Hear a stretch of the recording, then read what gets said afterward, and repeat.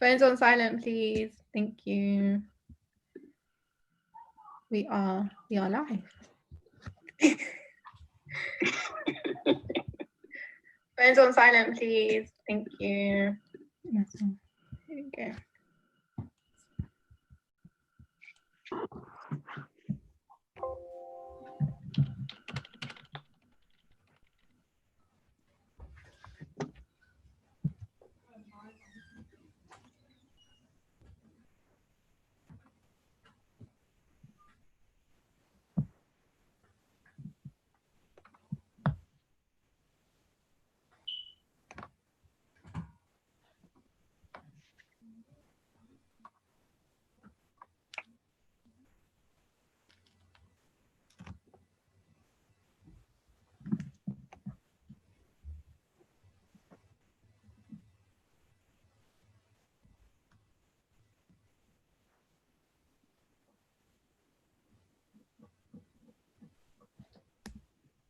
So we'll give people another few minutes to join.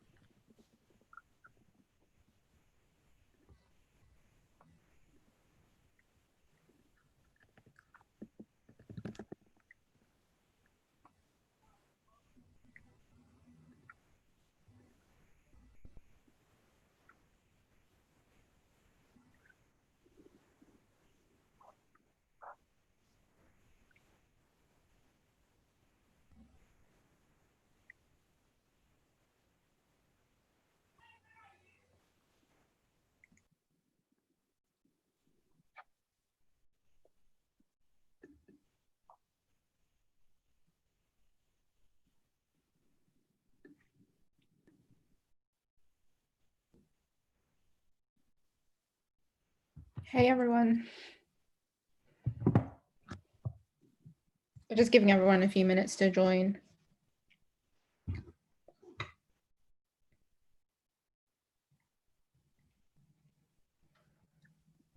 Give it 2 more minutes and then we'll start.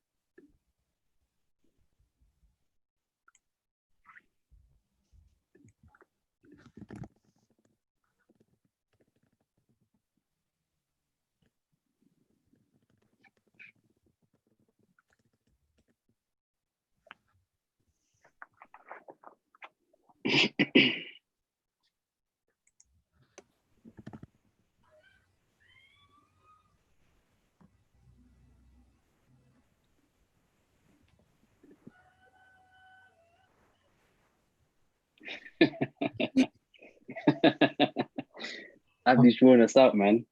Yeah, someone is trying to calm. Trust me. Get a reaction. Do something.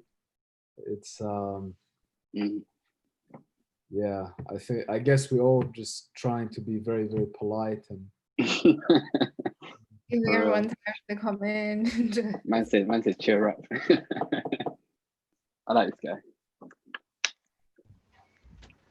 Okay, let's start. So, good evening, everyone. My name is Hannah Abdi, and it's a pleasure to welcome you to Cade's Confined but Creative Online Festival. I'm excited to be the newest member of the team as a digital content and social media marketing admin at Cade. We also have our artistic director, Hannah Ali, with us tonight, even though not visible, but working hard in the background to provide the Zoom participants with closed captioning. So we'll all try to speak a little bit slower than usual so that she can catch everything. Cade's new program, Confined but Creative, showcases responses by Somali artists to the COVID-19 crisis in the UK. Cade has alongside so many from the Somali community been affected by COVID-19. The loss of members from the Cade family who have been part of the organisation for years, writer Mohammed Bashir and singer Hidaydi. Our own artistic director, Hannah Ali, has also lost her father to this pandemic, so we truly feel the hurt, frustration and sadness of this pandemic and hope that we can all unite again, face to face, to celebrate the lives of all the amazing people that we have lost. Our thoughts and prayers are with their families. This project is Cade's way of showing our condolences to the community through the arts with support from the Arts Council. I'd also like to acknowledge our founder and managing director, Ayan Mahmood, who's also working hard in the background,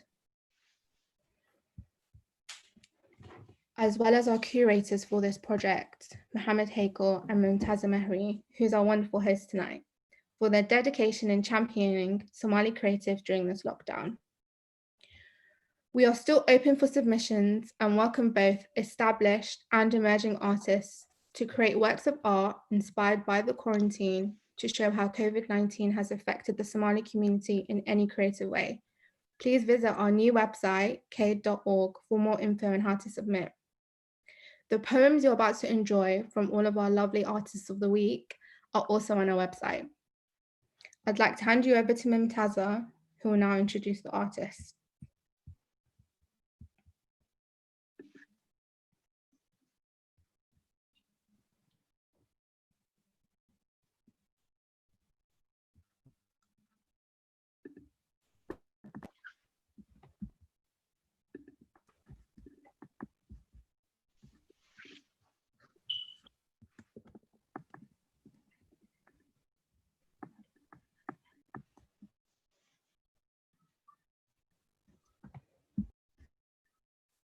Hear me? I think it's frozen a bit for me.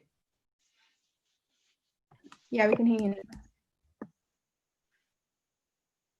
Sorry about it, but these are just. Hey everyone, I'm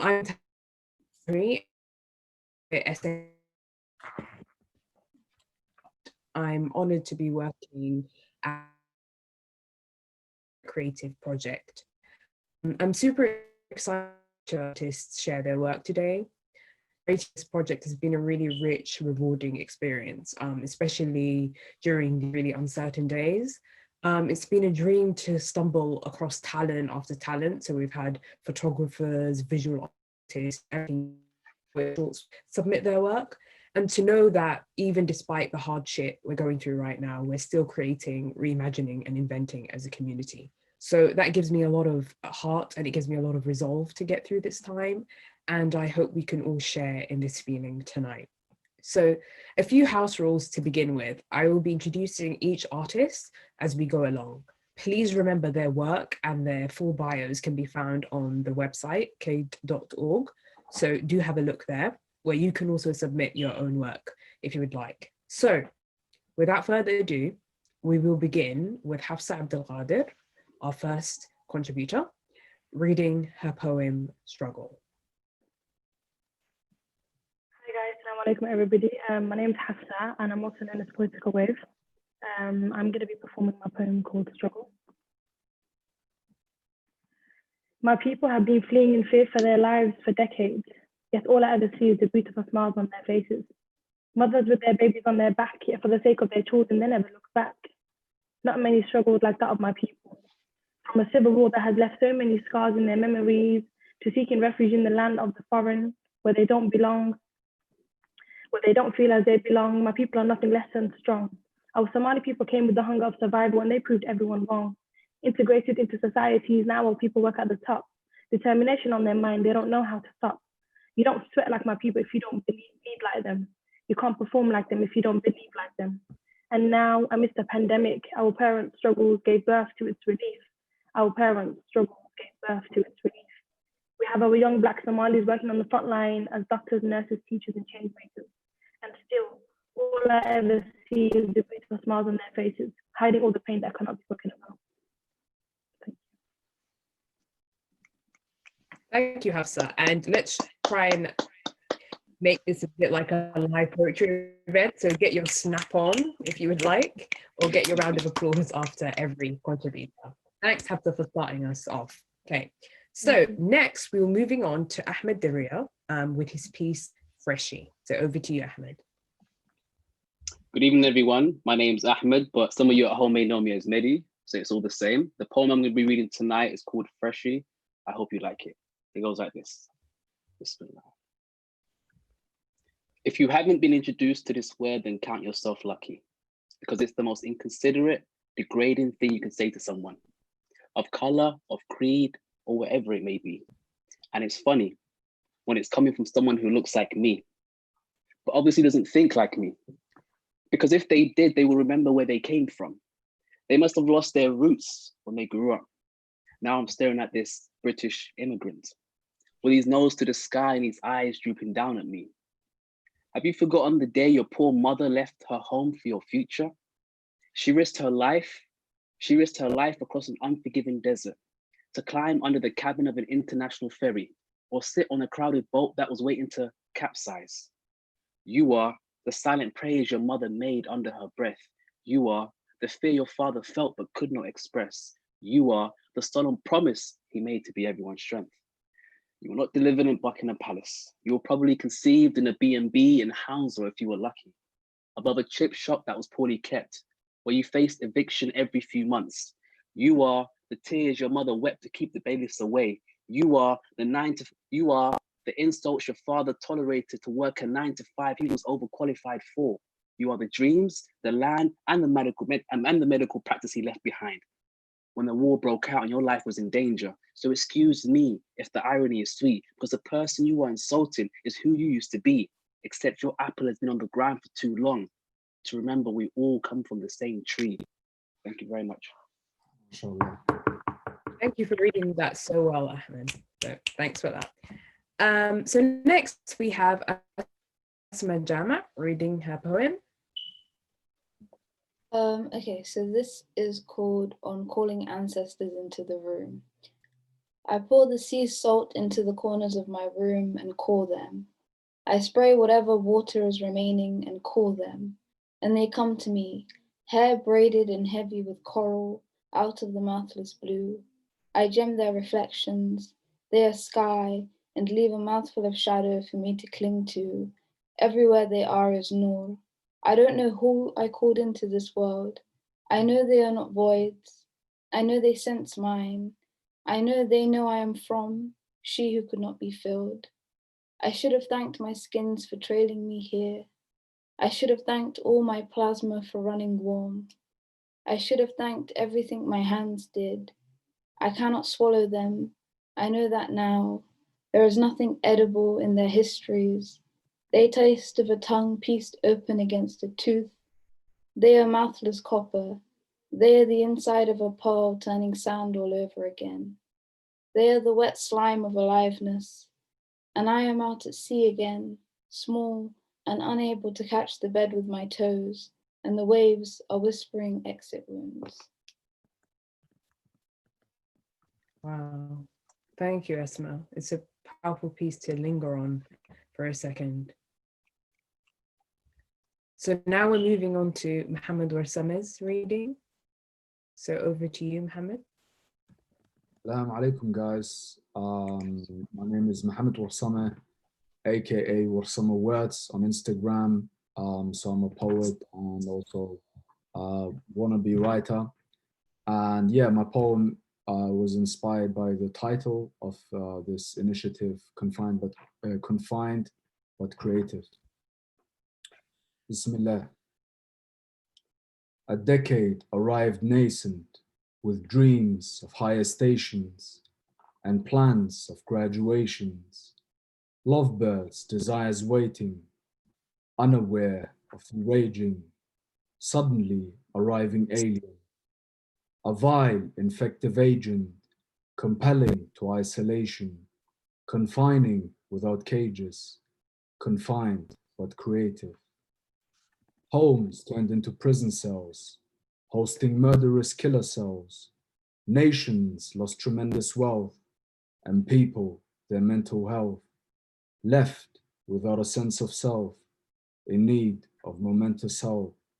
A vile infective agent, compelling to isolation, confining without cages, confined but creative. Thank you.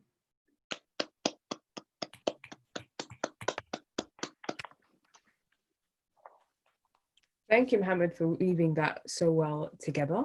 So last but definitely not least, we have Ibrahim Hirsi reading his submission. So over to you, Ibrahim. Thank you. This is called Prayer Time Lucidity and Habiba Hassan Toha's voice. Ahmad Rabsha sang that he found himself alone in the early day. He was in pain. We are tied to each other. Ever since Hawa was created from Adam's rib, curved and pure, our roots all lead back to that one seed. I could tell you the lifestyles and names of my father's ancestors, list you their epithets and the poems they fought, but it was 2 years since I last prayed with Hawa. There can be beauty in solitude. If you turn off your phone and close your eyes, you can feel your aching mind breathe, decompress. Empty spaces reconvene, leaving you like clarity of Salah. Ramadan without family is like a skeleton left with no body, uncomfortable and unnatural, a sign of what's to come. Thank you.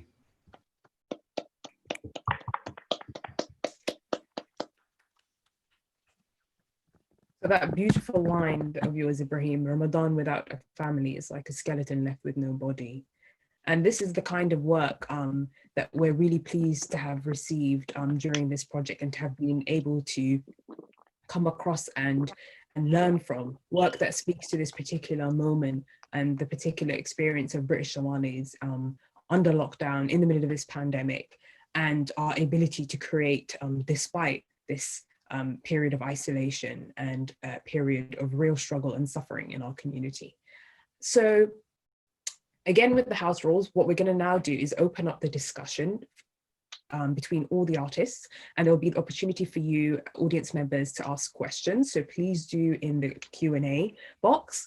And I'll start off sort of warming up our artists and trying to, get everybody to be a bit less nervous, a little bit more loose and forthcoming with whatever they want to say. So yeah, the first question I'll begin with, and please remember, you guys can continue to put your questions in the Q&A. I'll alternate between them and the questions that I've prepared for today's artists. So the first question is open to Hafsa Abdelkader, and it's really about my own sort of interest in how long you've been writing poetry, Hafsa, and how you've come into poetry. So I've been writing poetry since the age of 11, and I don't think I can remember an exact reason why I got into it, but I think the closest the closest I've been to writing this was I went to a Bona Mohammed poetry event when he came from Canada. I think, I don't know what year it was, but I kind of went to that poetry performance and I was really impressed by his poetry. And I was like, this is, really something that I was like, I've always liked English, I've always liked writing. So I think from then onwards, I think I tried to write my own poetry. And I've previously said before that I've kind of like, when I was younger, my writing has changed from writing to kind of just make sure that my poem rhymes and, appeals to people. I think I've kind of changed from writing poetry for myself, from my own perspective, my own truth, and my own thoughts and feelings. And I feel like now, as I've gotten older, my poetry is more personal. It's more about my outlook in life. And I'm kind of proud with kind of how much I've developed with my poetry journey. I mean, between your poem and also Ahmed Daria's poem, both deal with really difficult subjects and they're necessary poems. And I'd just like to ask what draws both of you to these poems and to writing these poems? Is it a way of sort of dealing with or confronting the taboo or the painful, the difficult? It's definitely a way of dealing with the taboo issues and kind of just confronting like issues and situations that I feel like our Somali people deal with. This whole migrating as refugees from Somalia isn't something that only my family deals with. It's something that kind of affects the wider Somali people. So I feel like talking about things like that and vulnerable situations is something that's important because it kind of allows the other person to think about their situation and also ask questions that our parents that we haven't been asking. I feel like it's important to discuss these kind of things and actually find out, the struggles our parents went through. I think one of the reasons why I chose the type of poem struggle is to kind of highlight the struggles our parents went through. And I feel like I haven't even done that justice because of how short my poem is. But if I can open discussions and I can open other young people, Somali people asking their parents, how did you kind of come to the UK? What did you leave behind and what was your journey? And I feel like that I'm pleased with if I can kind of open that discussion to the other people. What about you, Ahmed? What draws you to these difficult topics? What draws me to difficult? That's a really good question. I think it's the challenge. I think it's the challenge of it all. I enjoy the challenge. I don't kind of want to take an easy way out of it. But I think any kind of writing or poetry that I do write, it comes from a place of kind of healing and processing things. And I'm trying to, even the poem writing freshy, that's me holding myself, up against the fence. Then what am I doing? Because I was complicit to that. I used to call people freshies. So that was me, my way of kind of shedding skin, holding myself accountable, and then putting it out there and then moving past it. So it's a process for me. So these taboos that I'm somehow, or these difficult subjects I'm challenging, isn't something I set out to do, but something that just comes naturally as a process of kind of growing up. Yeah, and we've got a question here from the chat as well, and I'll open this up to both of you.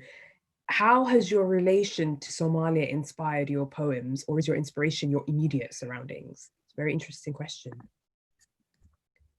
So is that to both me and yeah, that's for you and yeah. Okay. To be honest, the first time I went to Somalia was in 2013. So I went after I finished year 11, and I saw a different world. I've always been a cultural person. I've been speaking Somali from a young age. I've been around Somali people. But when I went back home to my motherland and I went to Bardia, where my parents are from, I felt a different connection. And I think from then onwards as well, as I was getting older, my poetry shifted into talking about my culture, my people, the motherland. And I've got a famous poem, it's not famous, sorry, but I've got a poem that I wrote that's my absolute favorite, it's called Africa. And I actually wrote that, during a cultural night in uni. And I feel like that has been, something that it kind of was triggered from me going back home, meeting my uncles, my grandmas, and like just kind of connecting with my people. So I feel like it definitely comes from that stuff. But both, I guess, my journey and traveling to Somalia and also like my surroundings. My friends are cultural, people around me are cultural. So I feel like it's a bit of both. Yeah, just like Hafsa, I think. And here's just a bit of. Sorry. No, I'm just gonna say, just like Hafsa, I take on a bit of both as well. Although my experience or my what I remember from growing up in Somalia and Ethiopia is quite limited. I definitely do try to draw on that in my writing. I have done in previous collections of work. But I definitely find that more of my work is definitely around, living in the UK and growing up in this system and how it shaped my mind and my thinking. But I think as I've gotten older, I've definitely been drawn back to kind of, getting back to understanding my identity, my heritage, and trying to just circle back to finding out who I am before I came here. And this is just a wider question for really everyone, all of our featured artists. And it's a question from the Q&A here. What helps you stay creative while in quarantine? And this is really for any. I mean, I try and read a lot. At the start of quarantine, I had a lot of creators block. I had a bit of a writer's block, so I ordered a bunch of poetry pamphlets, and that just sparked a bit more creativity. I tried to listen to music as well and just read. I think that keeps me a bit creative, and seeing like other people's work as well.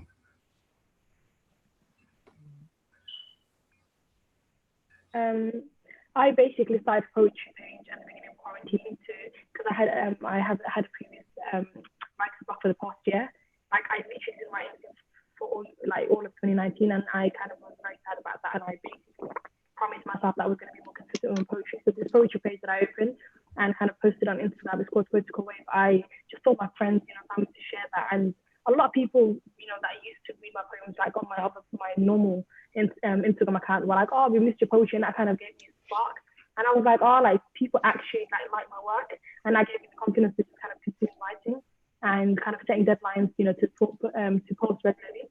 So that kind of made me very happy, and I've been doing that. I got very successful, and a lot of people are liking my poetry. So that's kind of what helped me stay creative. I think I try to use a different medium. So like if there's a topic I've been trying to write a poem about, I might decide to paint it or draw it or do something else with it instead. And then I think that work ends up inspiring more work, and that's why I keep making. And that actually relates to a question I wanted to ask you, Asma, because your submission really represented the interdisciplinary nature of the submissions that we were getting for this project, like artists who were visual artists working in different mediums. And you also submitted, and it's on the website if anybody wants to see it, a really beautiful artwork called Irfid, or Pull Back the Sky, which I feel like was in conversation with the poem that you read today. So I wanted to ask you, is poetry and painting part of the same process for you? I think that it is. I think I can start off painting something and then be inspired to write about it. And a lot of my poems are influenced by visual works that I've seen or that I'm thinking about anyway. So I think the two have started coming together, especially like around this theme of spirits I've seen recently, which is kind of what I'm focusing on at the moment.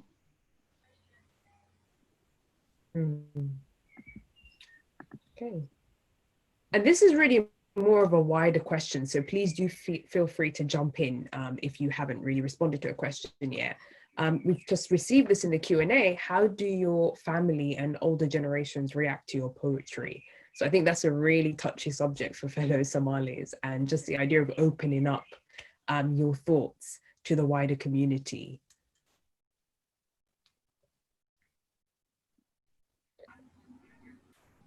I would say, so my family doesn't really seem to be interested in my work, to be honest.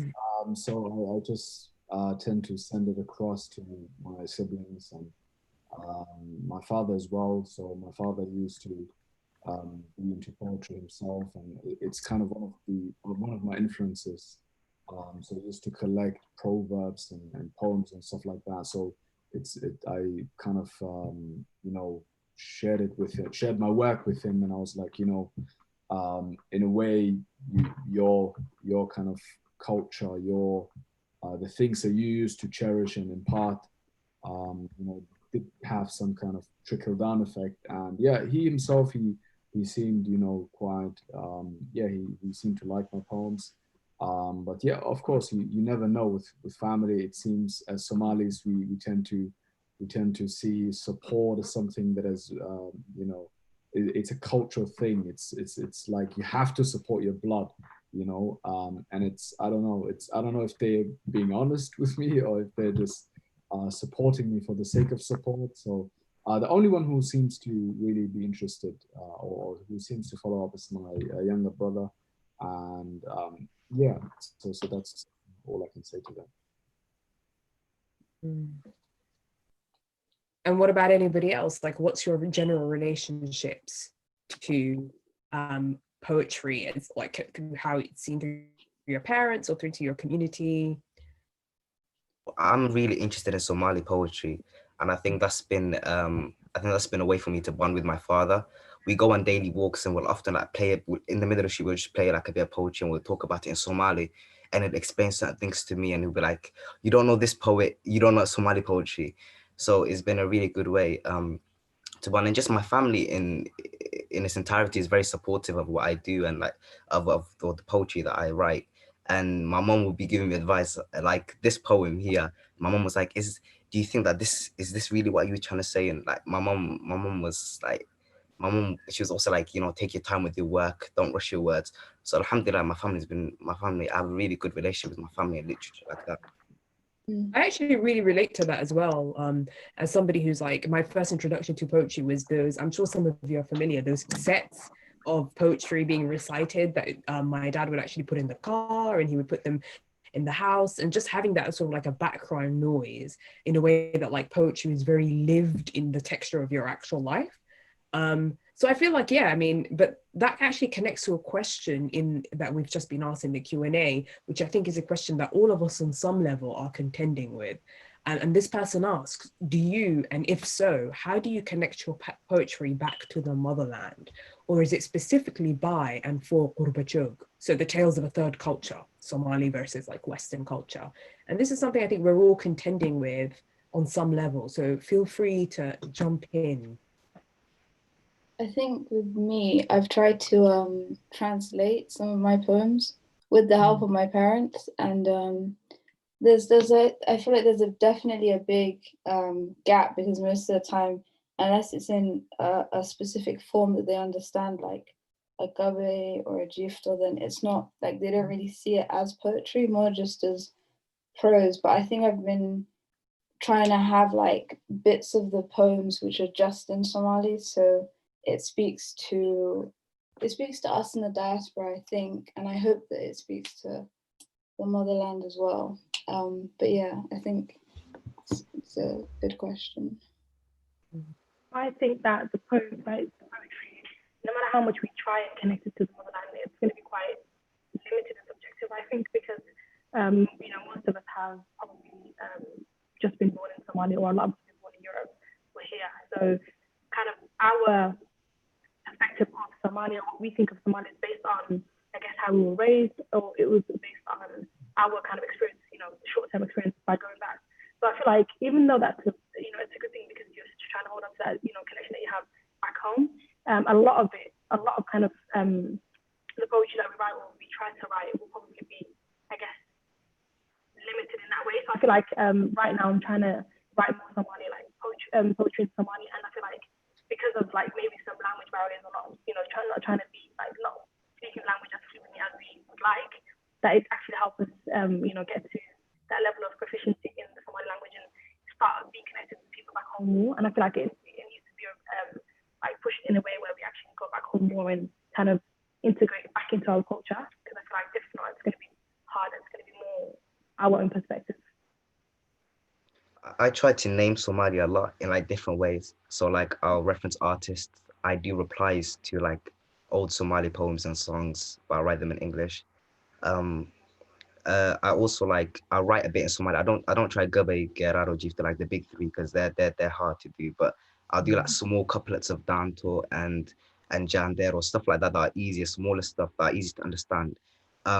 Just so that I can have the connection. But what I think I've realized in the past few weeks is that I connect a lot more with the older image of like the image that we give ourselves of Somali before the war, like that the way we see it. And I've been trying to really step away from that because I understand that it's not my experience, and try to write more from the experience of Burbacho, a diaspora, and just articulate that more. I think for me, when I'm much like Hafsa, when I'm writing the topics I'm touching upon, I think I'm definitely exclusive to the diaspora, so I'm genuinely writing towards them. I haven't challenged myself and started writing towards more of a Somali, motherland kind of crowd. Even today, I think today is probably the first time my own mum's gonna kind of hear anything I've done towards poetry, and I've always had dreams of kind of like translating my first project, my collection, inshallah, one day in Somali, complete Somali, and just sliding that under her pillow. So maybe that'd be the start of something. On that point of motherland, I think as Somalis, at least I can speak for myself, we were, or we kind of, as the first diaspora generation from our parents, it was always, don't lose your culture, don't lose your language. And so we always live with this burden, so to say, of, not losing touch with our identity. So it is almost something that is constantly lingering behind. You're not an isolated island. You're still part of something greater. So for me, I always try to speak in a universal voice. So my kind of themes, they're really processing memories, processing trauma, and trying to understand conflict. So a lot of my poems, people be like, it's quite antagonistic, or do you have some beef with some people, or what's going on there? It's mostly like the themes that really come from our parents' generation, like identity, pride, having a sense of self, having something that you can be proud of. And I think the only influence that we lack as diasporans is the richness of the language is not as strengthened with us as it is the case with people back home. It's like they grow up with those old poems. They grow up with the language of poetry, which is quite different from the common everyday Somali. So if I read old poems, I'm like, half of the stuff I don't understand. I have to call up my dad and like, what does this and that mean? But I think as diasporans, our work is quite universal, and it's interconnected with what is going on back home. So I mean, I think for me as well, it's about what Asma said. The act of translation itself can act like a bridge. And what I found is, if I'm in conversation with contemporary poets who write in Somali, if I'm in some form of conversation with them, whether like I'm reviewing their books, or whether I'm talking about them, or whether I make concentrated sort of effort to not just be reading like diaspora voices, to try and see how we're all interweaving together, because people in Somalia do have a conversation and do have a connection to the diaspora. We're sort of enmeshed in each other's lives. So trying to see the ways in which we can think of our poetry as speaking back to each other in a sort of bi-directional call and response kind of way has been really interesting. And one way that works out for me is to be inspired by poets who write in Somali. So there's, I mean, a question that we've been asked here is, which legendary Somali poets do you look up to? I've got mine, but I'd love to hear yours. Well, on this topic, I could speak loads. There's Noorani, Ahmedeh Abdigashan, Raga Ugas, Hadrawi, of course, Garia, of course. There's so many. There's Tukale, there is Abdulqadir Yam, there's Mustafa Sheikh Adan. I could go on, I'm gonna leave it there. For me, I've heard the story of Hadrawi getting arrested by fascist dictator Siad Barre, and being in prison for 30 years and being arrested for his art, and that was always like inspiring to me. But also I think that when we think of legendary Somali poets, they're nearly always men, because male voices have always been centered, and the poetry of women have kind of like, even like really incredible women who were part of, whose poems were part of the struggle for independence. I was reading about one woman called Ayanle something, who she had like a couplet that was like, she was encouraging her sisters and saying, you know, I'm going to sell my gold to support the independence movement instead of using it to like get my teeth done. And then that inspired loads of other women. But I feel like unfortunately all of that has kind of been lost. So I think I'm more interested in, you know, whatever fragments is left from women poets and also women poets that are active today in Somalia. Mm. So anyone else?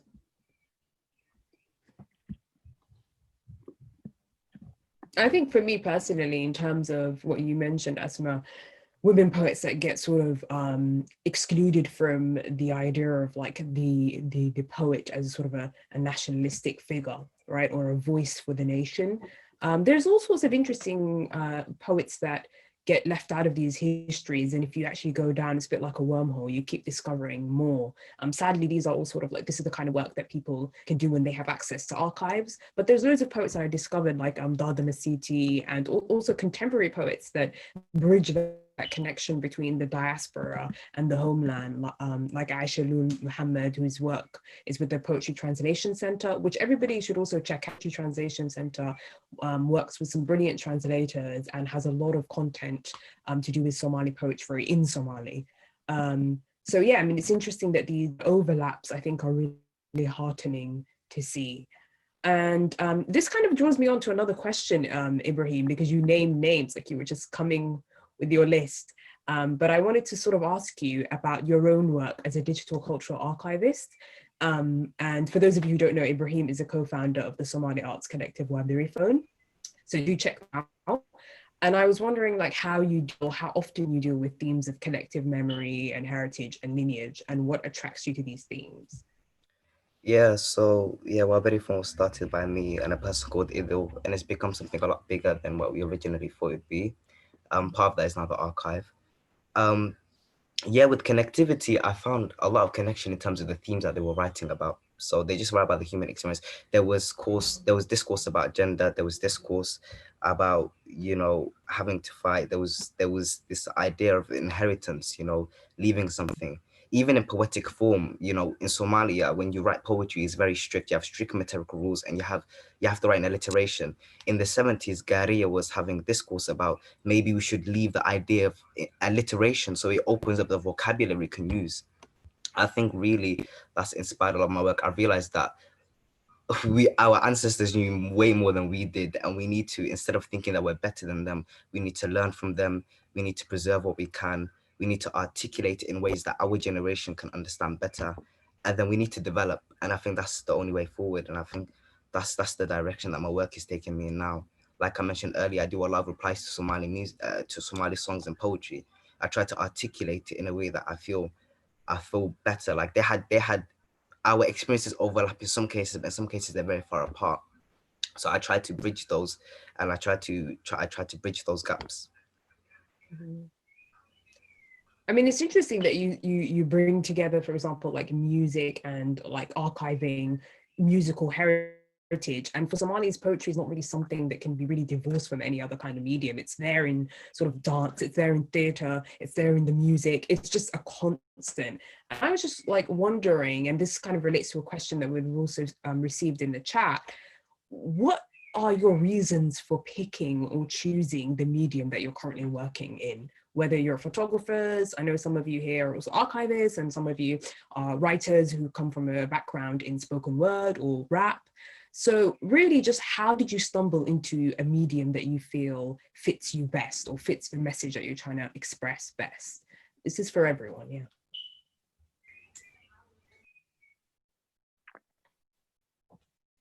For me, I would say it just comes to me like with poetry.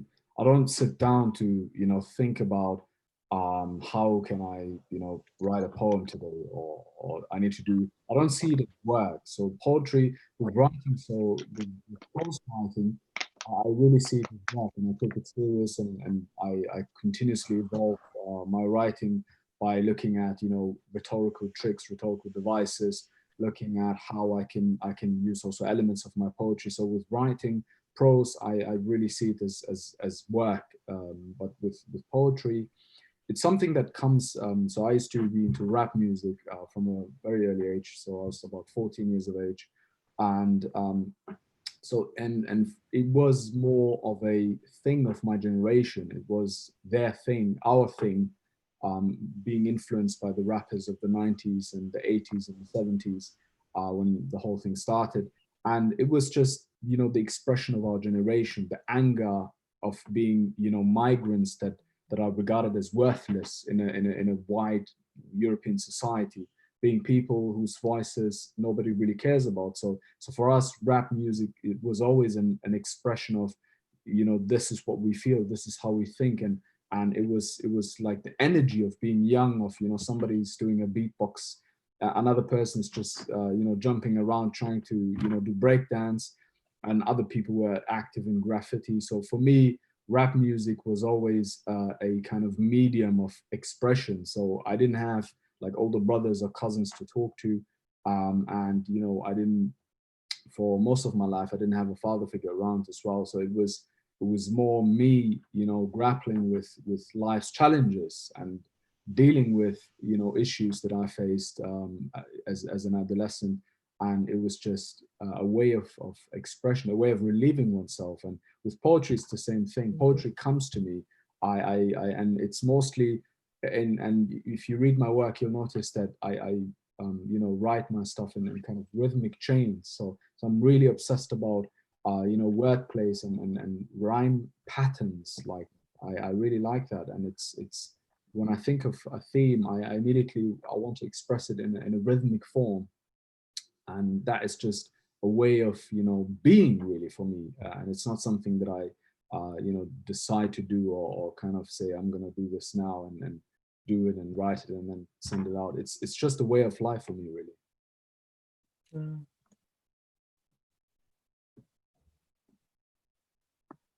I like how you mentioned it, or sort of described it as being lived almost, which I think is just true for you, but true, I think, for Somali culture as well.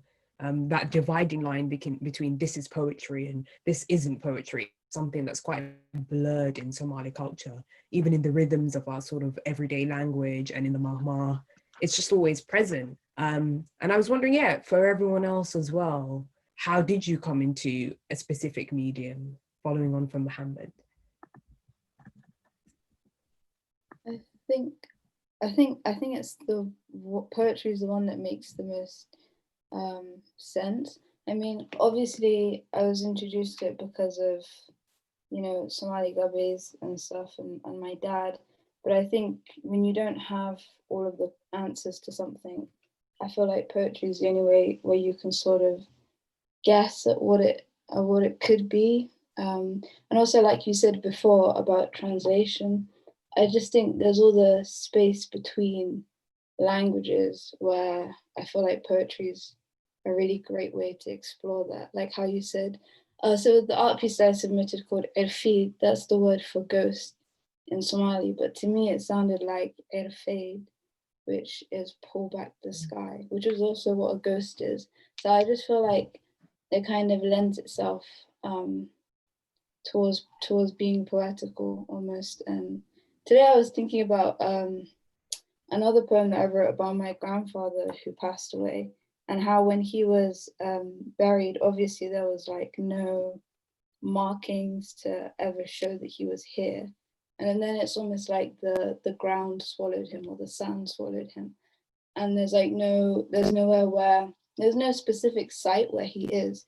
And I feel like, again, I think poetry is like the way that I could think about that in that way, and kind of process those feelings. Yeah. I think the great thing about poetry is that nobody can tell you how to write.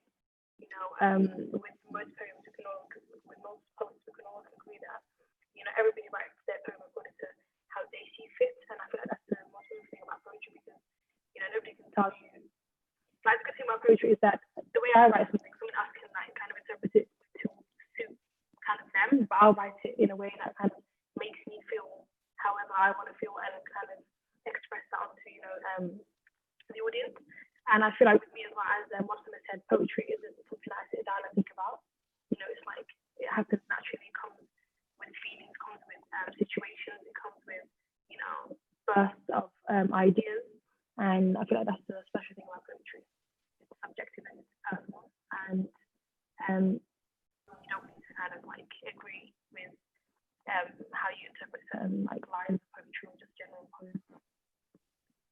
I think for me, I've got to reiterate what Mohammed said. It's something that came quite naturally, and I've basically ran with it ever since. I remember walking into year 9 class halfway through the lesson, and the task was to complete a right piece of poetry. I remember sitting down, naive, never done poetry in my life, and I just slapped a 16, and the teacher ended up putting it on his wall for the rest of the year. And it wasn't until the end of the lesson where I realized, you know what, this might be something I'm good at. This might be something that I can actually roll with. And I don't know if it weren't for that one lesson, I think my life could have changed explicitly, because it's led me on to take, you know, an English degree and English master, stuff like that thereafter. But I remember exactly when it became my medium, when it exactly became my vehicle for expression. It wasn't that year 9 class, when it came, like Mohammed said, naturally. It wasn't something I tried harder, and it just came forth. And ever since then, I've just been rolling with it. Yeah, so like poetry, I think is something that I've gone to and then I've left multiple times, but it's been a constant in that way almost, because I've had a bunch of other like little obsessions and I turn to them and then I go and I don't revisit them. But with poetry, it's something that I've always turned back to, and it's really therapeutic for me. Like it's almost like catharsis. Like I feel an extreme strong emotion and I can't articulate it in any other way. And in the same way, when I read other people's work, be it in Somali or English, I feel it deeply. I feel it deeply, and it's something that is almost like a drug. I can't stop. I can't stop reading. It's reading it. I can't stop writing it. I mean, you remind me there of that Mahmoud Darwish quote where he speaks about poetry's ultimate consequence being how it changes the poet himself or herself. And there's something deeply powerful about that. And in terms of just like in the period that we're now going through, this is a sort of a question to everyone. How do you think your art or your engagement with these mediums is helping you through these times of crisis, through these times of isolation?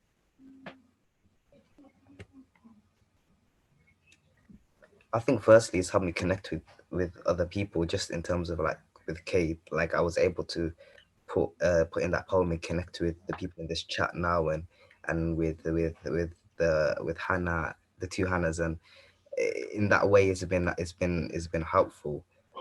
But also it keeps me sane. I'm not gonna lie, poetry is what keeps me sane, or borderline. So yeah. I think it's a healthy way of expressing yourself. Like I'm not that kind of person that likes to sit down and talk about her feelings, or like this is what happened to me today. I don't like expressing myself in that way. So I like writing my poetry, and sometimes people can tell how I'm feeling just by the poetry that I write. And I just like to keep it like that, you know. It's just like kind of my way of dealing with things, and in both positive and negative way. But it's kind of my way of expressing how I feel.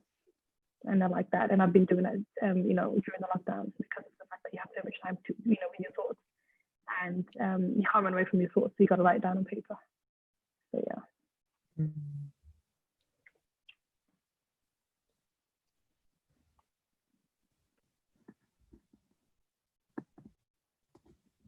Or anyone else? It's definitely given me a sense of purpose and structure. I think the last 3 months have been crazy for most people, but I've been able to really connect with a lot of people using my poetry and creating projects, creating ideas. And yeah, that's the main thing. It's given me a sense of structure and purpose. And that's something that's allowed me to kind of tide the time, get through these tough times. And another thing I could possibly add is that with poetry, the great thing about it is, yeah, just like Hafsa said, nobody can tell you you shouldn't do it. There's so many different forms. There's haiku, you know, there's rhyming couplets, you know, which is my thing, and there's various different ways, like looking at paying more attention or emphasis on, you know, metaphors and memorable lines, as opposed to having some kind of structure or some kind of thing or piece that is woven together.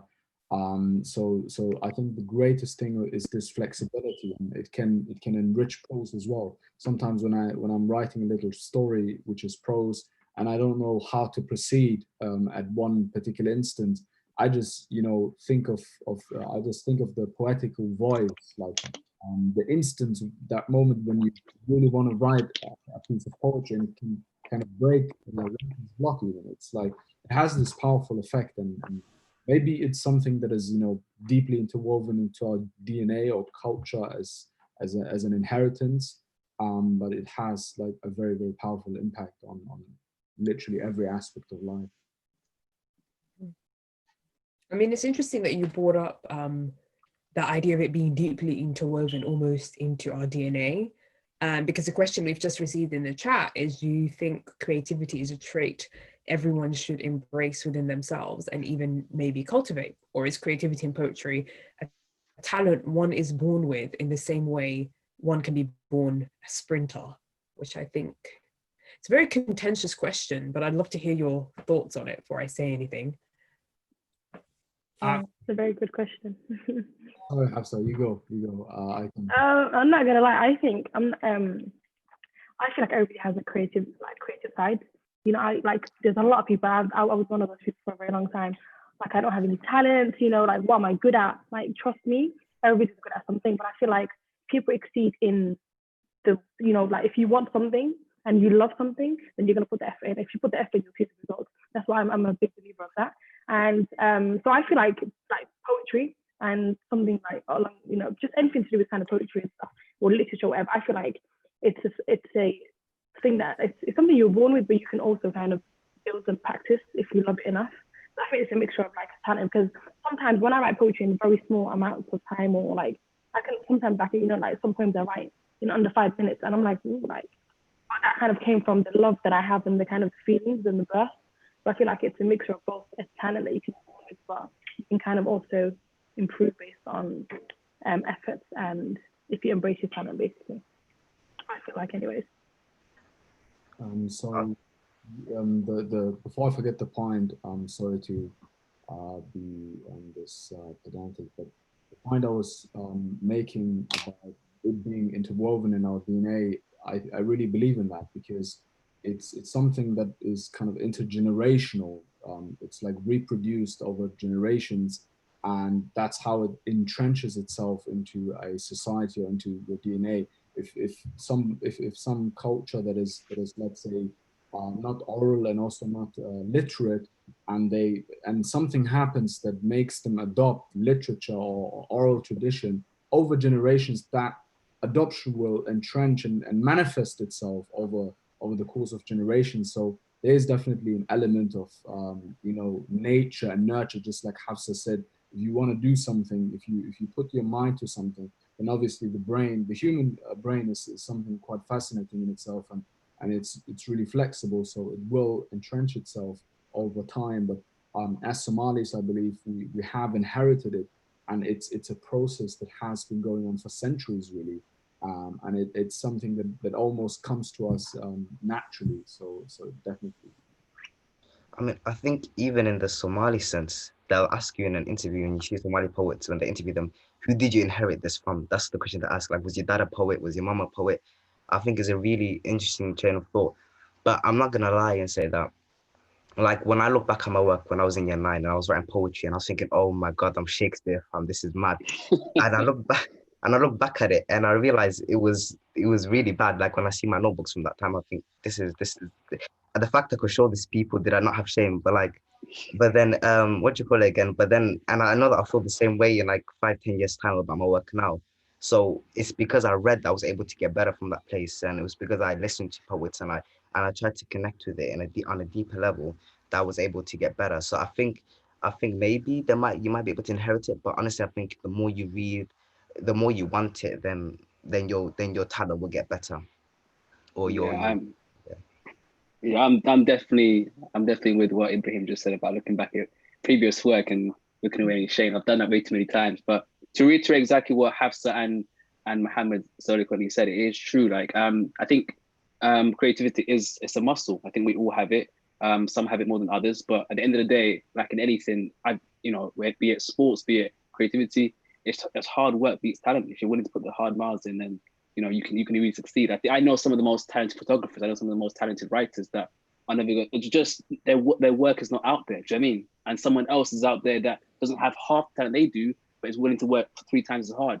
That's just the reality of it. That's how it works. So I think everyone does have an innate amount of creativity, whatever medium it is. It's just about exercising and basically nurturing it and being consistent with it. That's all it takes. Yeah.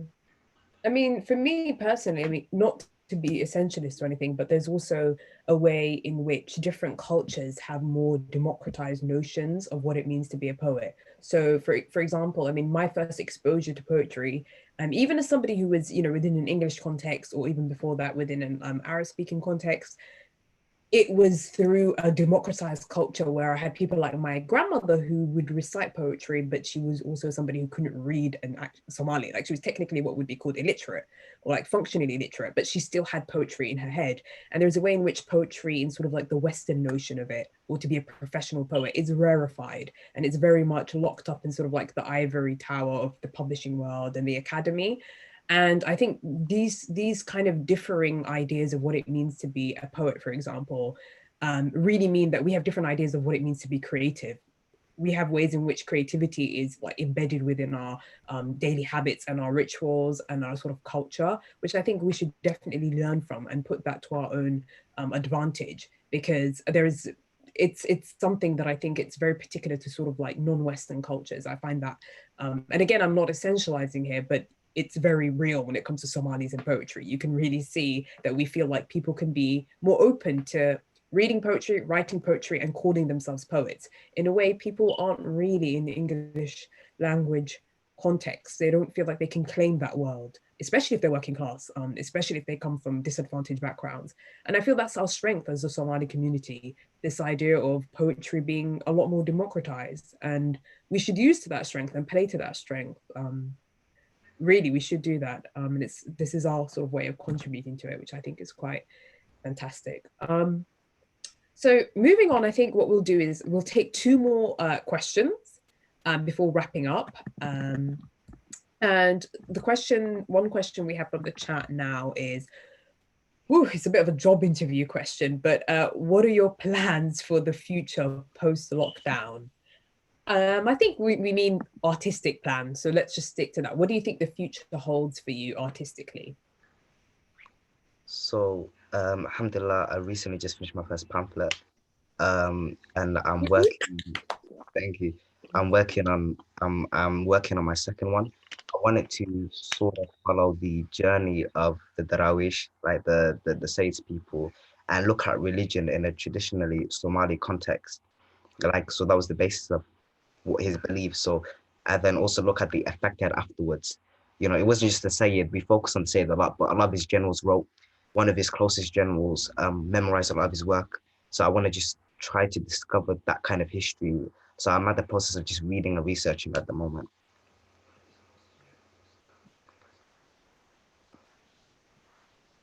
That's so cool. I really like collaborating with others, so I'm really excited to continue working with these 2 amazing Somali women called Ayan Ilmi and Fawzia Ismail. We just made a art collective called Dublin Collective. So yeah, I'm just really looking forward to like the work that we're doing with that. Well, before like the work before that we've done was like centering Somali elders in our community, and yeah, so I'm just looking forward to that really. Like for me, I've been like performing poetry in like my communities, you know, like charity events and stuff, and like in kind of settings. So I feel like inshallah in the future I do want to continue performing. I feel like sometimes there's a difference between writing and performing poetry. I feel like by performing you can kind of express it in like your way. So inshallah I want to continue performing, but I feel like my main goal right now is I'm working on publishing a poetry book inshallah, and I've kind of collected most of my poems, but I'm still kind of finishing that off, and then I want to try and like publish that inshallah in the next year or so. So that's my goal. It's been a long time coming, and this lockdown pushed me to, you know, really go through with it, and I'm doing that inshallah. So that's my goal. For myself, I'm bringing to life some poetry I recently collected a year ago, well, 2 years ago now. It's called Chapter 23. Working with an insanely talented creative, and we're in production now for our first video. It's a think piece that's responding to what's really happening around the world. It's called Black Deaths, and I wrote it around the time that Mark Duggan passed away, and obviously the circumstances that surrounded that. So that's what I'm coming up with next. I think we'll do a few more videos, and yeah, and I've got a massive project. Hopefully, I'm working with another artist. We're gonna do like an album together, but it's gonna be like poetry, it's gonna be like prose. It's like a podcast meets poetry. It's super weird, but hopefully that's what's gonna come out next, inshallah. And for me, I'm currently working on a little collection. So kind of 2020, which has been a very intense year for all of us, and just, you know, with the aim of processing this year and trying to collect my thoughts and feelings into, you know, one little pamphlet that will always serve as, you know, reminder of what was 2020. So that's my goal for this year, really. Well, thank you for that. I'm really looking forward to seeing this work out there in the world, and also these collaborations, which is really great to hear, the fact that there's so much multidisciplinary collaborations in the pipeline for so many of you. And I'd like to sort of end on this last question, which is actually quite contemporary, and is, funny enough, Ahmed, you did mention something along these lines. And it's a question as follows: the uneasy simultaneousness of present and past, diaspora and origin that everyone here is engaging with in different ways seems supercharged in this moment where Blackness and rebellion is at the fore of contemporary politics worldwide. How are you all thinking Somaliness, Africanness, Blackness in your work and lives? So it's a very relevant question right now. I mean, I think for me, what I've picked up on your question is like with the rebellion that we've been seeing, I think it's really beautiful to see how like within the Black community that like focus is being shone on those like oppressed within the oppressed group. Like it was really incredible to see the protests for Black trans women. And so for me, I think it involves thinking really complexly about what it means to be Somali and who gets to be included in Somali Nimo, because we have obviously like loads of different groups that have been historically excluded, whether it's because of caste or because of their practices. So yeah, I think trying not to flatten the narrative, because I think in the diaspora sometimes we kind of take on this idea that like that, you know, Somalis are one ethnic group, one language, one faith, and that's simply not true. So I think that's what I've been trying to think about. Yeah, like I think like Asma said, like in terms of trying to open up what it means to be Somali, I recently found out, like, you know, Somali Nima itself is more of a modern thing. You know, it started off in the colonialist era. Like before that, how did people identify themselves who lived in this, you know, Somali region, especially those in the south, like who might at this present day not be considered full Somali. So I really want to go back and research and find out the roots of what we consider Somali, no matter what came before that. At the same time, I want to understand, you know, how the Somali Nimo play itself in a Black Britain. Like, how do we navigate that space there? So those are the two things that I really want to explore in my future work. Especially that Somali diaspora experience as well, which I've kind of touched on before, but not as much as I would like to. I think, yeah, those 3 areas are what I'm trying to explore more.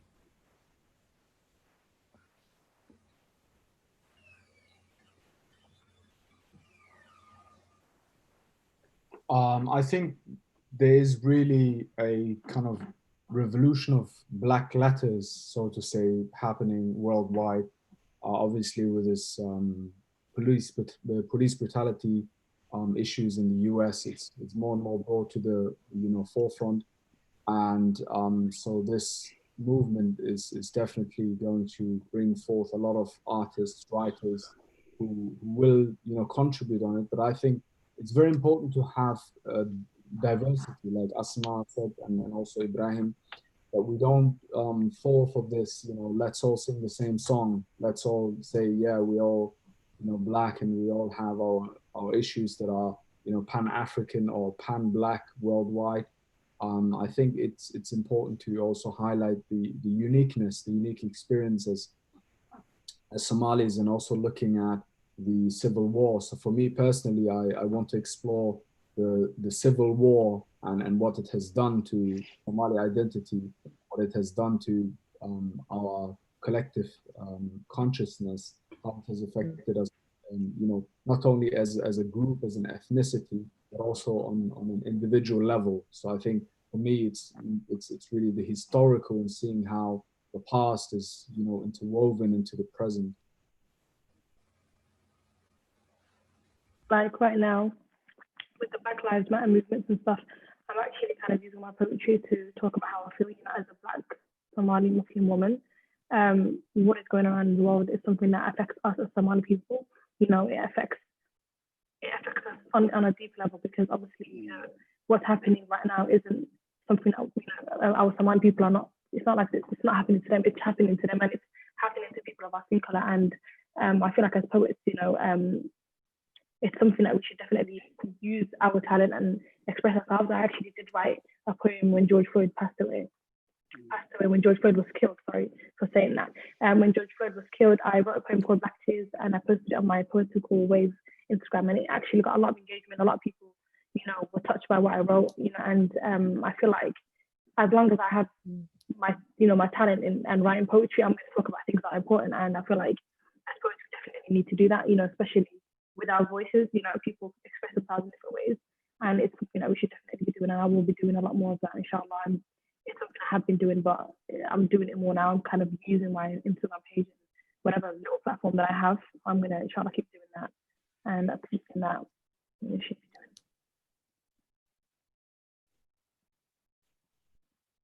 doing. Just to sort of slide in a bit, I mean, I wanted to sort of bring my two thoughts to this question as well. It's very interesting what you said, Hafsa, in terms of this rebellion or this moment that we have of sort of global uprising and protest. It's very sort of, I think, as somebody who's writing from like a Somali subjectivity or a diasporic subjectivity, it's very interesting that it sort of like started in Minnesota and Minneapolis, and how that's so such a focal sort of node of the Somali diaspora community. It's something that it's a place we all know about, even if we've never actually been. And just like seeing so much imagery and seeing so much and so much of the activists on the ground being people who are actually Somali Americans and people who are coming from that diasporic context. I think it's been a really, really interesting time of reckoning with the idea of the Somali diasporic Black subject, and the disconnect that we can sometimes have with elder Somalis because of this subjectivity.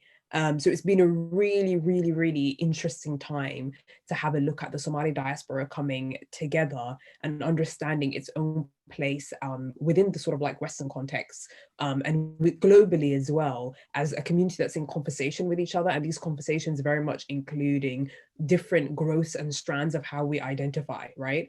And that's been something that I've been really working through in my own poetry.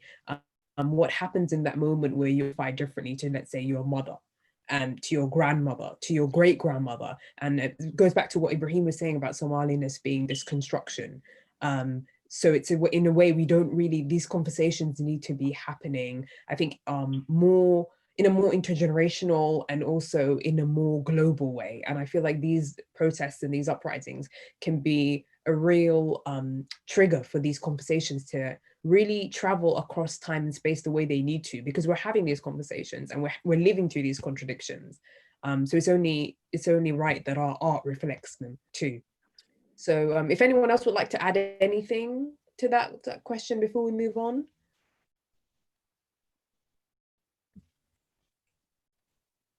Yeah, go ahead, Ibrahim. No, I was just saying nothing more. Oh, nothing more. Okay, I thought you waved. But if no one else has anything to add, I think we can wrap it up here. We've taken a lot of questions. Apologies if we didn't get to your question, but I'm sure there is a way that we can get to it. If you have personal questions that you'd like to ask some of the writers or some writing tips. I saw a question regarding writing tips. But these are all questions you can actually have a look at the cade.org website for the full bios, the full submissions, more and more featured artists. And also if you'd like to dip your toe in and try and also submit, you have an opportunity to do so there. Thanks so much to all our featured artists. I'd like to give them all a digital round of applause and digital snap of fingers. So big up yourselves, I have to say. Thank you so much for your presence, for your courageous contributions, because it's pretty difficult, even via Zoom, to read your poems and read your work. So thank you so much. And thank you everyone for being here and sharing this moment with us. I will pass on to Hannah, who will take it from here. Thank you. But thank you all so much, all our fantastic performers, and to our host Mumtaza for a wonderful evening of powerful poetry and amazing discussions. Everything was brilliant. Don't forget that we'll be having more live shows to showcase all our other artists of the week soon, and that we are still open for submissions on cade.org. Many thanks to Hannah for doing the closed captioning this evening, and to Ayan for working hard behind the scenes. My name is Hannah Abdi, and you've been watching Cade's Confined but Creative Online Festival. You can follow us on all of our social platforms as Cade Somali Arts. Good night, everyone, and stay safe. Thank you, everyone. Take care, everyone. Take care. You're welcome. Bye. Bye. Thank you all.